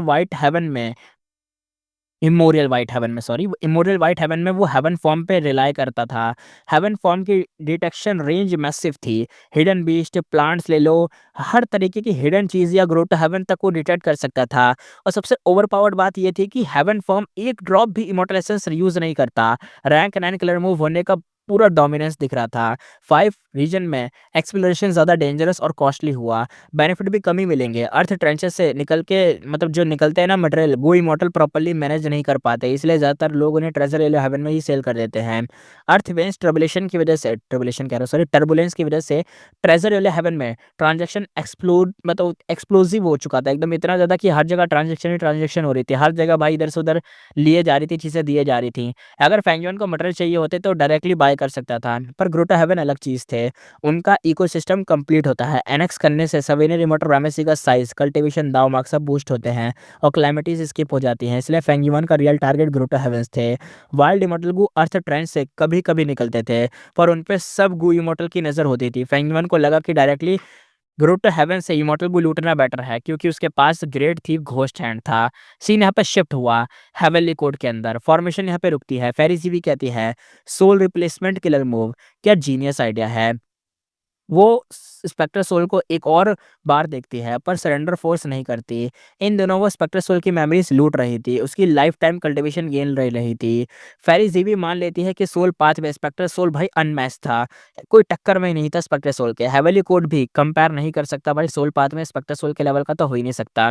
फेरी जीवी सोच में कहती है स्पेक्टर सोल सबसे अनलकी वनरेबल था, अगर डेड ही रहता तो लेजेंड होता, अब तो डेथ भी नहीं मांग सकता, क्या बोले। स्पेक्टर सोल अभी भी रेसिस्ट कर रहा था, उसके पास ड्रीम पाथ का एक सीक्रेट था, lead soul into dream. Heavenly court ने ज्यादातर पाथ को क्रैक क्रैक कर लिया था, यानी जितना भी कुछ था उसके पास स्पेक्टर सोल का आधे से ज्यादा तो हेवली कोर्ट ले चुका था, पर कंप्लीट वर्जन मिल जाता तो ह्यूज वैल्यू होती। स्पेक्टर सोल स्मार्ट था, माइनर इन्फॉर्मेशन देकर रियल सीक्रेट छुपा रहा था, टाइम बाय कर रहा था। फेरी भी कहती है पर तुम्हारा रेसिस्ट करना बेकार है, टाइम तो हमारे पास है ही। फेरी ने कहा रिफाइनमेंट पाथ कन्वेंशन आ रहा है, फेट इमोर्टल को फुली रिस्टोर होगा, तब स्पेक्टर सोल फेट के अंदर आ जाएगा, एस्केप का कोई चांस ही नहीं होगा। ग्रेट एरा का फ्यूचर सिर्फ हेवनली कोर्ट है। फेरी भी फेंगजिंग वांग के बारे में सोचती है। Pure dream reality seeker physique का डेटा ड्यूक लॉन्ग ने फेंगजिंग वांग को दिया। उसकी इमॉर्टल गू यूज करने के लिए ड्रैगन पैलेस के ड्रीम रेलम को सॉल्व करना जरूरी था। फेरी जीवी ने फेंगजिंग वांग के साथ मिलकर किलर मूव डिड्यूस किए। अनएक्सपेक्टेडली फेंगजिंग वांग ने pure dream reality seeker physique को इम्प्रूव करने का मेथड निकाल लिया। एक ब्रांड न्यू बॉडी बिना कोई फ्लॉस के जो परमानेंटली स्टेबल थी। फेरिजीवी अपने मन में कहती है वनरेबल लेवल टैलेंट है, सच में टेरिफाइंग है, बहुत ज़्यादा टेरिफाइंग है। उसके सामने मैं तो नॉर्मल ही लगूंगी, यानी अपने आप को कंपेयर करने लगे फेंगजिंग वांग से। फेंगजिंग वांग तो जानते ही हो ना, ग्रेट मतलब समझ रहे हो ना, ग्रेट कहाँ बोल दिया मैंने, वो क्या कहते हैं सर, ड्रीम पाथ में इमॉर्टल वनरेबल बनने वाली है वो, ग्रेट ड्रीम इमॉर्टल वनरेबल। तो भाई खतरनाक लेवल टैलेंट तो होगा ही इसका भी। और एक मिनट यार, अब सोचो ये जो बॉडी है, क्या कहते हैं इसकी, द ड्रीम वाली बॉडी, पहले उसमें एक दिक्कत होती थी कि वो कुछ टाइम बाद फट जाती थी ना, लेकिन इसने इम्प्रूव कर दिया ऐसा कि अब वो फटेगी ही नहीं, मतलब वो लोग भी जी सकते हैं। यंग बुशी के लिए सही हो जाएगा, लेकिन अब फेंगीमान को थोड़ी ना मिला है, ये तो इसने निकाला है मेथड। छोड़ो जो भी हो, सीन यहाँ पे शिफ्ट होता है इमोरियल व्हाइट हेवन के अंदर। फेंगमन स्पीशियस क्लाउड पे मूव कर रहा था, उसका half focus souvenir remote primacy के अंदर था और आधा फोकस बाहर था अलर्ट मोड पे। पहले वो गो रिफाइन करते वक्त फोकस स्प्लिट कर नहीं पाता था, पर रिसेंट टाइम में इसकी ग्रोथ मैसिव हुई थी। उसके पास अटेनमेंट लेवल और गो रेसिपीज दोनों थे, बस हैंड ऑन प्रैक्टिस की कमी थी। खुद इमोटल को रिफाइन करके उसका सक्सेस रेट काफ़ी बढ़ गया था। इमोटल मटेरियल जो थे या जो भी मटेरियल थे अब कम वेस्ट होते थे। इमोटल को रिफाइनमेंट हमेशा हैवी कॉस्ट होता था, इसलिए फेंगवन इमोरियल वाइट हेवन से नेचुरल रिसोर्स लूट रहा था। कुछ मटेरियल ट्रेजर हेवन में सेल किए और गो रिफाइनमेंट और इमोटल प्राइमेसी मैनेज करने के लिए रिक्वायर्ड आइटम्स बाय करे। ट्रेजर हेवन अब सुपर बिजी था। अर्थ वेन ट्रबुलेशन की वजह, ट्रबुलेशन सॉरी कह देता हूँ बार बार, टर्बुलेशन टर्बुलेंस या जो भी कह लो, उसकी वजह से ना 5 रीजन में ट्रेडिंग डिमांड एक्सप्लोड हो चुकी थी। सबसे हॉट डिमांड था टाइम पाथ इमोटर material. Heavenly court openly suppress कर रहा था, हाई प्राइस पर सारे टाइम पाथ मटेरियल को खरीद रहा था, अपनी टेरिफाइंग फाउंडेशन शो करते हुए। फेंगयुन सोचता है अगर उन्हें पता चल गया कि मतलब फेंगयुन के पास यानी मेरे पास रेड लोटस की ट्विनेटर्स है और ह्यूज टाइम पाथ मटेरियल हैं, तो उनका रिएक्शन क्या होगा, बवासीर हो जाएगा भाई, और कुछ नहीं होगा। फेंगयुन ने कहा अभी सिर्फ 2 रैंक 6 इमोर्टल गु बचे हैं, बाकी सब तो मैंने रैंक 7 तो हो ही चुके हैं। अचानक उसका बड़ी झटका खा गया, स्पीशियस क्लाउड स्पीड एकदम अप कर गया, एकदम फुल स्पीड में भागने लग गया। उसने हेवन फॉर्म देखा, क्रेन किलर मूव एक नॉर्मल लुकिंग एम्प्टी स्पॉट पे अराउंड घूम रहा था, यानी जो एम्प्टी स्पॉट है यहाँ पे कुछ ना कुछ तो है। और फेंगयुन तुरंत ही उसको देख कर समझ गया कि लो मिल गया, ग्रो टू हेवन मिल चुका है। हेवन फॉर्म की डिटेक्शन से ग्रो टू हेवन का सीन डायरेक्टली उसके माइंड में आ चुका था। फेंगयुन कहता है नाम है profound literature grow to heaven, rank 8 information path Gu immortal का इमोर्टल प्राइमेसी, और एक तरीके से इसकी पॉपुलेशन भी ह्यूज है। इस ग्रो टू हेवन में लांग या ब्लेसलैंड से भी ज़्यादा लोग थे और काफ़ी गु इमोर्टल भी। यहाँ मोस्टली इन्फॉर्मेशन पाथ कल्टिवेशन होती थी, एनवायरनमेंट भी उसी के लिए परफेक्ट था। ये ग्रो टू हेवन बहुत टाइम से आइसोलेटेड था, इमोरियल 9 हेवन फ्रेगमेंट एनेक्स किया हुआ था, इसलिए हेवली स्पिरिट कंफ्यूज थी। ओरिजिनल ओनर का इमोर्टल प्राइमेसी अभी भी एक्टिव था, असिस्टिंग लिटरेरी टैलेंट्स। इस मूव के रूल सिंपल थे, जो प्योर ह्यूमन बेस्ट पोयम या राइटिंग क्रिएट या रिसाइड करे उसे रिवॉर्ड्स मिलते। मॉर्टल्स पोयम से होप गु अट्रैक्ट करके प्राइमेसी अवेकन कर सकते थे, गु मास्टर पोयम्स लिख के गुवम या डायरेक्ट कल्टिवेशन बूस्ट कर सकते थे। पेंगुइन कहता है थोड़ा सा अफसोस है, मैं इसे एनेक्स नहीं कर पाऊंगा, यानी एब्जॉर्ब नहीं कर पाऊंगा, मेरे माइंड में काफ़ी पोएटिक मास्टरपीस हैं। फेंगयुआन हँसते हुए इमॉर्टल एसेंस हेवन फॉर्म में डालता है और व्हाइट हेवन निकलती है। सॉरी, व्हाइट हेवन कह रहा हूँ, वो जो ये व्हाइट हेवन के अंदर ना व्हाइट लाइट निकलती है जो प्रोफाउंड लिटरेचर ग्रोटो हेवन में घुस जाती है लाइट, और फेंगयुआन भी उसी के साथ उसी लाइट में एंटर कर जाता है। एक लाउड आवाज गूंजती है। ओल्ड मैन कहता है, इतनी हिम्मत, कौन सा इविल इन्वेडर मेरी लैंड पर अटैक कर रहा है। एक white robbed scholar type old बंदा था, रैंक 8 ऑरा के साथ फेंगयुआन के सामने अपीयर होता है। फेंगयुआन व्हाइट लाइट के अंदर था, मूव नहीं कर सकता था। ओल्ड मैन बिना हेजिटेशन के हाथ उठाता है। काउंटलेस लिटरेसी कैरेक्टर्स के जो स्टॉर्म थे अटैक कर देते हैं फेंगयुआन के ऊपर। हेवन फॉर्म के पास अटैक पावर तो थी नहीं, कैरेक्टर्स का फ्लड आता है, व्हाइट लाइट टूट जाती है, फेंगयुआन आगे नहीं बढ़ पाता, उसे खुद रिट्रीट लेना पड़ता है। ये सब देखने के बाद फेंगयुआन कहता है, यहाँ एक्चुअली रैंक 8 गो इमॉर्टल है। ये थोड़ा सा शॉकिंग था क्योंकि नॉर्मली ग्रोटो हेवन के रिसोर्स रैंक 8 को सपोर्ट नहीं कर पाते। ऊपर से प्रोफाउंड लिटरेचर ग्रोटो हेवन का हेवली स्पीड कंफ्यूज था, एग्जिट भी ओपन नहीं होता। अगर ये रैंक 8 गो इमॉर्टल बाहर इमोरल व्हाइट हेवन में लूट भी करे तो रिस्क एक्सट्रीम होता। यहाँ इमोरल डेसोलेट बीस्ट, प्लांट्स और डेंजरस जोन्स भी थे जो रैंक 8 को भी थ्रेटन कर सकते थे। फेंगयुआन कहता है, चलो दूसरी साइड ट्राई करते हैं, वहां से घुसने का ट्राई करते हैं। उसने दोबारा इमॉर्टल एसेंस हेवन फॉर्म के अंदर डाल दिया। पहली बार स्काई से एंटर किया था, अब ग्राउंड से रोड बनाकर जा रहा था, यानी नीचे से ऊपर जाएगा। पर जैसे ही व्हाइट लाइट में घुसा, वही रैंक 8 गू इमॉर्टल वापस से अपीयर हो गया। इस बार एकदम दूसरी साइड से आया है फेंगयुआन, फिर भी यहाँ पे भी अपीयर हो गया। रैंक 8 गू इमॉर्टल कहता है, अभी भी ट्राई करेगा क्या तू? जब तक मैं हूं ना, तू कभी भी एंटर नहीं कर पाएगा। वो तुरंत ही अटैक करता है। फेंगयुआन व्हाइट लाइट के अंदर था, कुछ और एक्टिविटी नहीं कर पा रहा था। व्हाइट लाइट टूट जाती है, फेंगयुआन को फिर से रिट्रीट लेना पड़ता है। फेंगयुआन का फेस डार्क हो जाता है। फेंगयुआन सोचते हुए कहता है, दोनों एंट्री पॉइंट काफी दूर थे, फिर भी इंस्टेंटली ब्लॉक हो गया। कौन सा डिफेंसिव मेथड है ये? डिटेक्शन समझ आ जाता है क्योंकि ये इन्फॉर्मेशन पाथ ग्रोटो हेवन था, पर एनिमी इतनी फास्ट अपीयर होता था उसका तो भाई क्या बोले, वो बहुत स्ट्रेंज था। फेंगयुआन ने और ट्राई करा, हेवन फॉर्म के साथ फिक्सिमल ट्रेवल भी यूज करा, पर हर बार ब्लॉक हो गया। व्हाइट लाइट में एंटर करने का शॉर्ट टाइम था, पर एनिमी के इंटरफेरेंस में वो एंडलेस लग रहा था। इस मोमेंट में फेंगयुआन को याद आया जब हेवनली लॉर्ड बाइजू ने Hai Fan grotto heaven attack किया था। स्ट्रेंथ ज्यादा होने के बावजूद एंट्रेंस ब्लॉक होने से अंदर नहीं जा पाया था। फेंगयुआन कहता है, प्रोफाउंड लिटरेचर ग्रोटो हेवन, मैं वापस जरूर आऊंगा, अभी नहीं तो बाद ही सही। उसे लोकेशन पता चल चुकी थी। 9 हेवेंस फ्रेगमेंट अनेक्स होने के बाद ये मूव नहीं हो सकता था, इसलिए ये जो चीज़ है, ये ग्रोटो हेवन है, ये हमेशा यहीं पर रहेगा। और फेंगयुआन को लोकेशन पता है, वो फेंगयुआन दोबारा आएगा कोई सोल्यूशन लेके। अब यहाँ पे सीन शिफ्ट होता है ईस्टर्न सी के डीप बॉटम में। ड्यूक लॉन्ग फेंग जिंगवांग को ले जा रहा था। फ्लड डेंजरस एकदम भाई, फ्लड होता है, फ्लड क्या बोले यार, लेयर्स जो होती हैं, करंट्स होते हैं, जो भी होता है डीप अंदर, डीप सी के अंदर, वैसा था।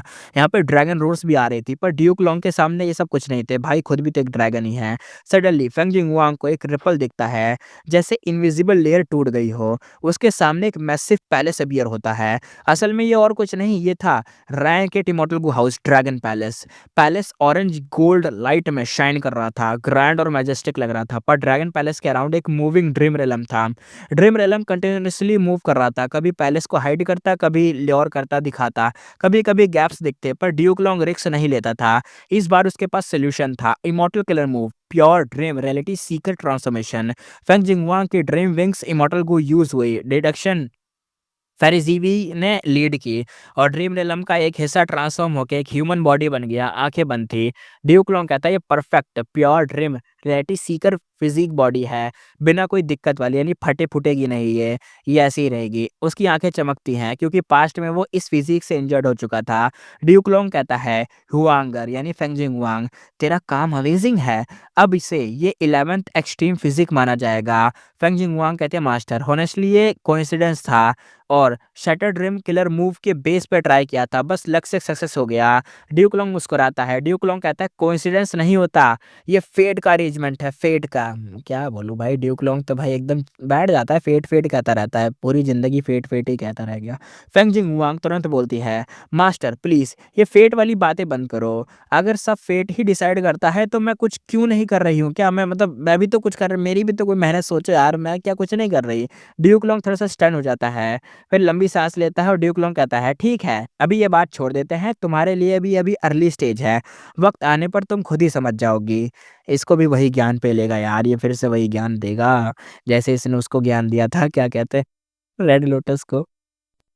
सीन आगे देखते हैं। सेंट्रल कॉन्टिनेंट अर्थ ट्रेंच, रोर आवाज आती है। एक जाइंट डेसोलेट मंकी अपना लास्ट रोर निकालता है। वो खड़ा होने की कोशिश करता है लेकिन सामने छोटा सा ह्यूमन गू इमोर्टल देख के उसका पूरा बॉडी फ्रीज हो जाता है। उसकी ना जो मतलब जो कोल्डनेस होती है ना सोल तक घुस जाती है और उसका जो ब्लड होता है वो भी जमने लग जाता है। यहाँ पे immortal killer move blood turns gold use होता है। गुयू फेंगजेंग ने अटैक किया था और तभी ऐसा हुआ था। यहाँ पे जाओ लियन कहती है फेंगजेंग कांग्रेट्स, कुछ ही दिन में तुम ब्लड टर्न्स गोल्ड को फ्रीली बैटल में यूज करने लगे हो। यहाँ पे फेंगजेंग कहता है थैंक्स, ये सब तुम्हारी वजह से हुआ है। तुम साइज से प्रोटेक्ट नहीं करती तो मुझे प्रैक्टिस का चांस ही नहीं मिलता, अटैक ही नहीं कर पाता। सेंट्रल कॉन्टिनेंट में अर्थवेंस का डिस्टरबेंस बहुत ज्यादा था। सुपर फोर्सेस के पास मैन पावर कम पड़ रही थी, इसलिए इमॉर्टल क्रेन सेक्ट ने फेंगजेंग को बाहर भेजा था। हेवेली कोर्ट उसकी हर मूवमेंट मॉनिटर कर रही थी और चाहती थी कि फेंगजेंग स्ट्रांग बने। फेंगजेंग को फेंग जीजे ने बचाया था, वापस सेंट्रल कॉन्टिनेंट लाया गया था और हेवेली कोर्ट का फुल सपोर्ट मिला था। इमॉर्टल एक्सेशन के टाइम उसे ब्लड रिवेंज इमॉर्टल गो प्लस कोल्ड ब्लड इमॉर्टल गो मिले थे। फेरिस जीवी ने पहले से अरेंजमेंट्स करके ब्लड टर्न्स गोल्ड जैसे किलर मूव दे दिए थे। अब फेंगजेंग इस मूव से फुली प्रोफिशिएंट था। अब यहाँ पे सीन शिफ्ट होता है ईस्टर्न सी डीप सी एरिया के अंदर। ड्यूक लॉन्ग और फेंगजिंग हुआंग कई दिन से ड्रैगन पैलेस के पास से ड्रीम रेलम रिफाइन कर रहे थे। ड्रीम रेलम उनकी एक्सपेक्टेशन से काफी ज्यादा बड़ा था। ड्यूक लॉन्ग ने pure dream reality seeker transformation use करके dozens of pure dream reality bodies बनाई थी, लेकिन ड्रीम रेलम फिर भी ड्रैगन पैलेस से स्प्रेड होता जा रहा था। ये किलर मूव सिर्फ रैंक 6 था क्योंकि इसका कोर ड्रीम विंग्स इमॉर्टल गू भी रैंक 6 था। एक्चुअली पहला फिजिक बॉडी बनाने के बाद Duke long directly dragon palace enter कर सकता था, लेकिन टारगेट एक रैंक 8 इमॉर्टल गू हाउस था। ड्रीम रेलम क्लियर किए बिना उसे सेफली लेना तो भाई पॉसिबल ही नहीं है। इसी बीच फेंगजिंग हुआंग फुल फोकस के साथ कल्टिवेट कर रही थी। वो mainly pure dream reality seeker physique पे रिसर्च कर रही थी, कभी अपनी सोल से बॉडी में शिफ्ट करके कभी अपनी मेन बॉडी से स्टडी करती। फेंगजिंग हुआंग सोचते हुए कहती है शैडो सेट का फिजिक स्टेबिलिटी पे फोकस था, इसलिए लॉन्ग लाइफ नहीं थी। ड्रीम रेलम का नेचर ही अनस्टेबल होता है। मैंने शैटर ड्रीम का पाथ लिया, इंस्टेबिलिटी बढ़ाई और लेडी जीवी की डायरेक्शन से नेगेटिव पे पॉजिटिव बना दिया। परफेक्ट फिजिक मिल गया। उसे लगता था कि ये लक था, फिर भी एक थॉट आता है। फेंगजिंग हुआंग सोचते हुए कहती है क्या फेट मेरी मेहनत यूज करके परफेक्ट फिजिक बनाना चाहता था? वो तुरंत ही ये थॉट हटा देती है अपने मन में लाते ही। उसे ड्यूक लॉन्ग की बात याद आती है। ड्यूक लॉन्ग कहता है हुआंगर यानी फेंगजिंग हुआंग, परफेक्ट फिजिक रिसर्च करना इनफ नहीं है, तुम्हें इसे अपनी कल्टीवेशन में अप्लाई करना सीखना होगा। जब तुम समझ जाओगी कि फिजिक को pure dream reality seeker physique में कैसे एडवांस करते हैं, वही तुम्हारा इमॉर्टल एक्सेशन का टाइम होगा। फेंगजिंग हुआंग का फाउंडेशन ऑलरेडी इमॉर्टल एक्सेशन के लिए रेडी था, लेकिन ड्यूक लॉन्ग हमेशा रोकता रहा। अब जब ड्यूक लॉन्ग मान गया, वो एक्साइटेड भी थी और कंफ्यूज थी। फिजिक को फुली कैसे समझा जाए, फेंगजिंग वांग इस प्रॉब्लम पे सोचती रहती है और ड्यूक लॉन्ग पेशेंटली वेट करता रहता है। ड्यूक लॉन्ग अपने मन में सोचता हुआ कहता है क्या मैं इसे ज्यादा प्रेशर दे रहा हूँ? अपनी फिजिक को pure dream reality seeker physique में चेंज करना ह्यूमन पाथ की डीप सीक्रेट्स इन्वॉल्व करता है। ड्यूक लॉन्ग आगे सोचता हुआ कहता है द लेजेंड्स ऑफ रेंजो में क्लियर लिखा है कि 10 एक्सट्रीम फिजिक रेंजो ने बनाए थे। ये सब ह्यूमन पाथ की प्रोफाउंडिटीज हैं। शायद मैं अपनी अंडरस्टैंडिंग यूज मतलब एक तरीके से शेयर करके यूज कर सकता हूँ, यहाँ पे शेयर कर सकता हूँ। Duke Long dragon man race का इंसेक्टर था। Dragon man variant human race सिर्फ उसकी वजह से ही एग्जिस्ट करती थी। उसकी अचीवमेंट का बेस था लेजेंड्स ऑफ रेंजो की कंप्रीहेंशन, वहीं से आया था। ड्यूक लॉन्ग सोचते हुए कहता है मैंने फेंगजिंग हुआंग को डिसेबल बनाया लेकिन उसे कुछ सिखाया ही नहीं। शायद वो मेरी एक्सपेक्टेशन तक नहीं पहुंच पाएगी, पर ड्रैगन मैन की प्रोफाउंडिटी सिखा देना बेटर रहेगा। ड्यूक लॉन्ग आगे सोचते हुए कहता है हाँ, वार्निंग देनी होगी कि वो ड्रैगन मैन क्रिएट ना करे। नहीं, उसकी नहीं, नहीं, नहीं, ऐसा नहीं, नहीं उसकी नेचर देख के लगता है वो सीक्रेटली बना सकती है। हुआंगर, हुआंगटिंग जैसी नहीं है। यानी रेड लोटस की बात कर रहा है कि रेड लोटस जैसी नहीं है। उसकी पर्सनैलिटी और फेट को देखने का मतलब एंगल ना अलग है। रेड लोटस जैसा नहीं देखती, वो थोड़ा अलग तरीके से देखती है फेट को अपनी फेंगजिंग हुआंग। आगे यहाँ पे ड्यूक लॉन्ग सोचते हुए कहता है लोगों के दिल एशियन टाइम से ही बदल गए हैं। ये डेंजरस थिंकिंग शायद बाई क्विंग से रिलेटेड नहीं, लगता है फेंग जूजे का इन्फ्लुएंस है। ड्यूक लॉन्ग ने पहले ही फेंग जूजे और फेरी बाई क्विंग की इन्वेस्टिगेशन कर रखी थी। फेंग जूजे तब यहाँ पे ना अच्छू करता है, उसे कोई याद कर रहा था ना इसलिए वो नाक रगड़ता है और बॉडी ब्लड से भरी हुई थी। फेंग जूजे कहता है कौन मेरी बुराई कर रहा है बे? उसकी कंडीशन बहुत खराब थी, रोब ऑलमोस्ट फट चुका था, मस्कुलर चेस्ट दिख रही थी। फेंग जूजे एकदम खांसता है, वो ब्लड मुंह से थूक रहा था। दो गु इमोर्टल चुप मतलब चुपचाप सामने आते हैं। एक गुई मॉडल कहता है लॉर्ड फेंग जीजे, रैंक 8 एडवांस करने पर कांग्रेट्स। दूसरा कहता है ये बहुत बड़ी अचीवमेंट है फेंग जीजे सर। फेंग जीजे करके छोड़ देता है। लो भाई ये भी बंदा रैंक 8 पे पहुंच गया। भाई फेंग युआन की फील्डिंग सेट होती ही रहती है, क्या बोले। उसे कोई खास एक्साइटमेंट नहीं थी, वो चाहता तो काफी पहले रैंक 8 बन सकता था पर अपॉर्चुनिटी नहीं मिली। फैमिली और स्पिरिट एवरिटी हाउस की जिम्मेदारियां हमेशा से रोक लेती थी। फेंग जीजे आगे सोचता हुआ कहता है रैंक 8 कोई बड़ी बात नहीं, वाइट लेटेस्ट इमॉर्टल एसेंस मिल गया है पर एक्यूमुलेट करने में तो टाइम लगेगा ही। आगे अपने फेंग जीजे ने कहा कोर इमॉर्टल गू को रैंक 8 करने के लिए फंड्स नहीं है मेरे पास। फंड्स हो भी जाएं तो गू रिफाइन करने के लिए तो लोग भी चाहिए होंगे। शायद हेवेली कोड पे डिपेंड कर सकता हूँ मैं। वो अपने दाव गार्डियन स्टेटस की वैल्यू के बारे में सोचता है। आगे फेंग जीजे कहता है ट्रिबुलेशन के टाइम लेजेंड्स ऑफ रेंजू से जो इंस्पिरेशन मिली वो सबसे इंपॉर्टेंट थी। शायद मैं डेस्टिनी पे एक सॉन्ग बना सकता हूँ। हेवन एंड अर्थ पे फेट होता है, मतलब हेवन एंड अर्थ फेट होता है, सब कुछ उससे ही अरेंज है, यानी वो सब उसी चीज से जुड़ा हुआ है फेट से। लेकिन लक पाथ आने के बाद चेंज का चांस मिल सकता है।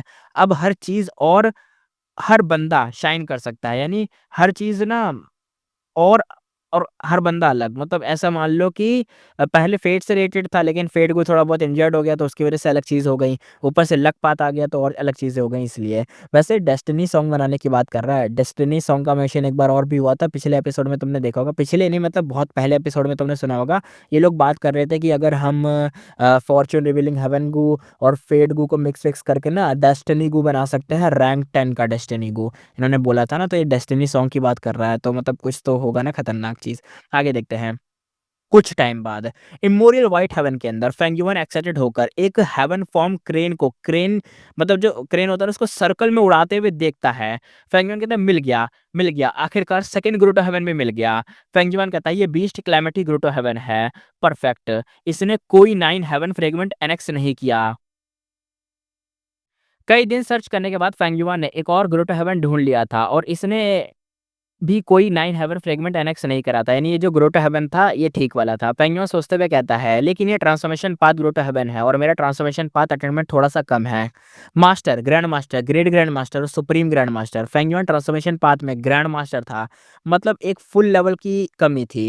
ये प्रॉब्लम बड़ी नहीं थी क्योंकि ड्रीम रिलम से सॉल्व हो सकती थी। साउथर्न वर्ल्ड में ट्रांसफॉर्मेशन पाथ के काफी ड्रीम रिलम थे जो फेंगयुअन को ग्रेट ग्रैंड मास्टर तक पहुंचा सकते थे, बस थोड़े से हर्डल फेस करने पड़ते। क्योंकि अगर उसे ये वाला ग्रोटा हेवन एब्जॉर्ब करना है या नेक्स्ट करना है तो उसे अपना जो अटेनमेंट लेवल है उसे कम से कम ग्रेट ग्रैंड मास्टर तक पहुंचाना ही पड़ेगा। अभी भाई सिर्फ नॉर्मल ही ग्रैंड मास्टर पर है। आगे देखते हैं। ड्रीम रेलम के अलावा भी एक बैकअप था, क्लैमिटी बैकबोनिंग इमॉर्टल गो, इमॉर्टल रेवलेशन टेम्परिंग प्राइमेसी और रेकलेस सैवेज के true meaning, northern IC plan वाली, याद होगी तुम्हें, उसी की बात कर रहा है। फेंगीमान आगे सोचते हुए कहता है इस ग्रोटो हेवन का ओरिजिनल ओनर एक रैंक के ट्रांसफॉर्मेशन पाथ गो इमॉर्टल था जिसने एक मैरिट रेवलेशन पास की थी। रैंक 8 गो इमॉर्टल को टोटल 3 मैरिट रेवलेशन पास करनी होती है, उसके बाद रैंक 9 बन जाता है। मैरिट रेवलेशन बहुत ही टेरिफाइंग होती है, इसलिए इन्हें एक तरीके से एपोकलिप्ट रेवलेशन भी बोलते हैं। इसमें मरने का रिस्क भी बहुत ज़्यादा होता है और फास्ट प्रोग्रेस का चांस भी रहता है। एक मैरिट रेवलेशन और 2 मैरिट रेवलेशन ये रैंक 8 गो इमॉर्टल के लेवल के होते हैं। अगर फेंगयुआन इस ग्रोटो हेवन को एनेक्स कर लेता है, खा लेता, तो इसकी कल्टीवेशन सीधा 1 मेरिट रेवलेशन लेवल पे पहुंच जाती, जो हेवनली कोड को तो सीधा पैनिक कर देती। ड्यूक लॉन्ग और बोकिंग सिर्फ 2 मेरिट रेवलेशन लेवल पर थे, थर्ड पास करते ही रैंक 9 होता। ड्यूक लॉन्ग ने अपना इमॉर्टल प्राइमेसी हेवनली कोड के साथ मर्ज करके पैंथम प्राइमेसी बना लिया। बोकिंग ने ट्राई किया था लेकिन वो तो मर ही गया। फेंगयुआन ने आगे सोचते हुए कहा जब इसने कोई रैंक मतलब कोई भी 9 हेवन फ्रेगमेंट एनेक्स नहीं करा इस ग्रोटो हेवन ने, तो ये क्लैमिटीज और ट्रिबुलेशन कैसे पास कर रहा है, यानी अभी तक बचा कैसे है। सिर्फ अपनी स्ट्रेंथ से बार बार ट्रिबुलेशन पास करना इजी तो नहीं होता। पास्ट में लांगिया ब्लेसलैंड ने इसी डर से अपना ग्रोट हेवन ब्लेसलैंड बना लिया था। ये स्मार्ट मूव था पर यह मेथड बहुत रेयर था। हेवन फॉर्म क्रेन सर्कल में उड़ता रहा और इन्फॉर्मेशन भेजता रहा अंदर की ग्रोट हेवन की। फेंगयुआन ने एक स्ट्रेंज चीज नोटिस करी, इस ग्रोट हेवन की सारी क्लैमिटीज और ट्रिबुलेशन सिर्फ एक ही टाइप की थी, वो थी बीस्ट क्लैमिटीज, यानी बीस्ट वाली क्लैमिटीज।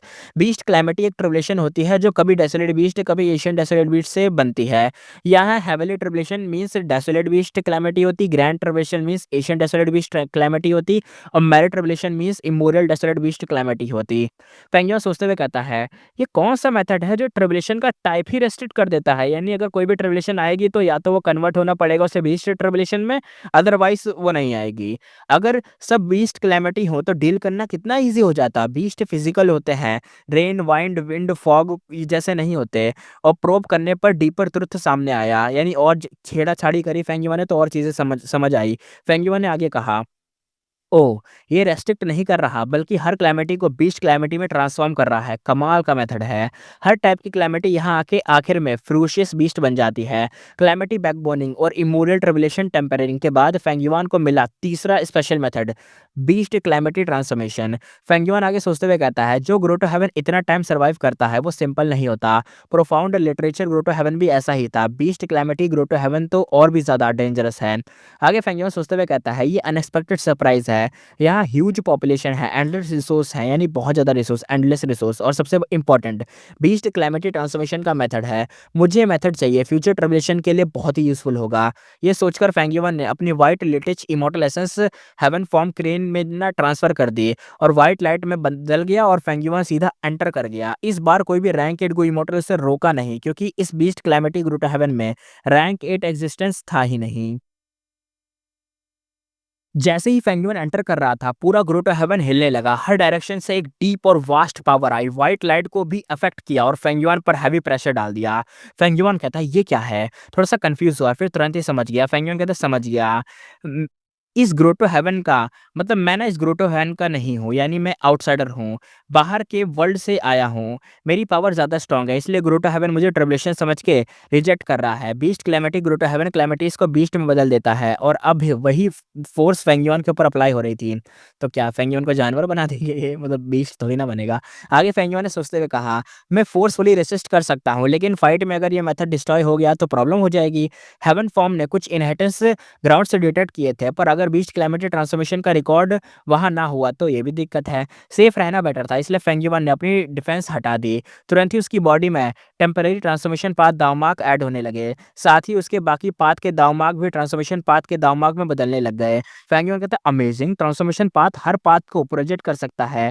यहाँ तो उल्टा हो रहा है, बाकी पाथ के दावमार्क ट्रांसफॉर्मेशन पाथ में कन्वर्ट हो रहे हैं।